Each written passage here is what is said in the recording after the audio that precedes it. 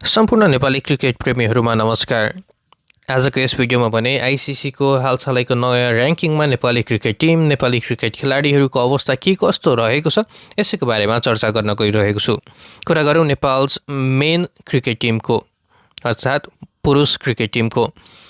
ODI र्याङ्किङमा Nepali cricket पुरुष team 17औं स्थानमा रहेको छ भने T20I टिम र्याङ्किङमा पनि 17औं स्थानमा रहेको छ। कुरा गरौँ नेपाली ब्याटरहरूको ओडिआई र्याङ्किङ। टप 100 ब्याटरहरूको र्याङ्किङमा नेपालका तर्फबाट 2जना नेपाली ब्याटरहरू रहेका छन्।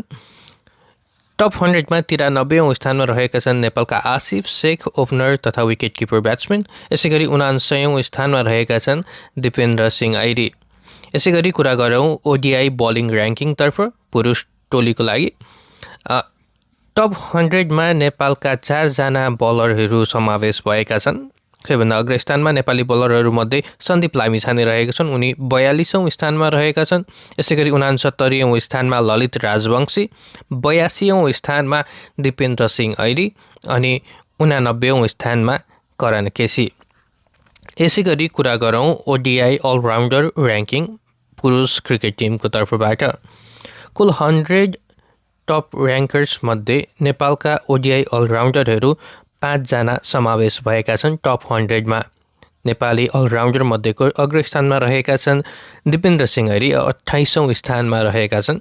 यसै गरी 72औं स्थानमा सन्दीप लामिछाने, 84औं स्थानमा करण केसी, 85औं स्थानमा ललित राजवंशी र 100औं स्थानमा गुलसन झा रहेका छन्। यसै गरी कुरा गरौँ T20I तर्फ नेपाली ब्याट्सम्यानहरू 3जना टप 100मा समावेश भएका छन्। यसमा अग्रस्थानमा रहेका छन् दिपेन्द्र सिंह ऐरी, 60औं स्थानमा रहेका छन् उनी। यसै गरी 66औं स्थानमा कुशल भुर्तेल, 93औं स्थानमा आसिफ शेख रहेका छन्। टप 100 T20I बलिङ र्याङ्किङमा 2जना नेपाली बलरहरू समावेश भएका छन्। 55औं स्थानमा सन्दीप लामिछाने र 74औं स्थानमा दिपेन्द्र सिंह ऐरी।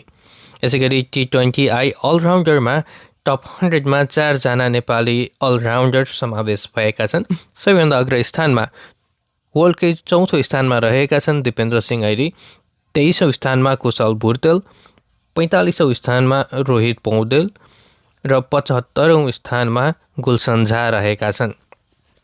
यसै गरी कुरा गरौँ नेपाली महिला क्रिकेट टिमको।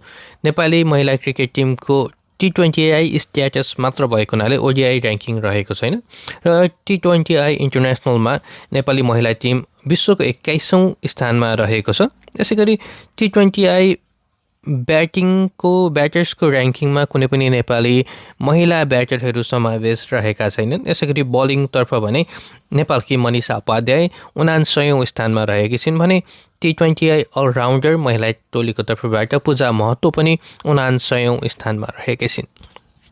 यिनी रहे नेपालको क्रिकेट खेलाडी नेपाली क्रिकेट टिमको आइसिसी अन्तर्राष्ट्रिय वरियतामा के कस्तो अवस्था रहेको छ यसको भिडियो बनाएको छु।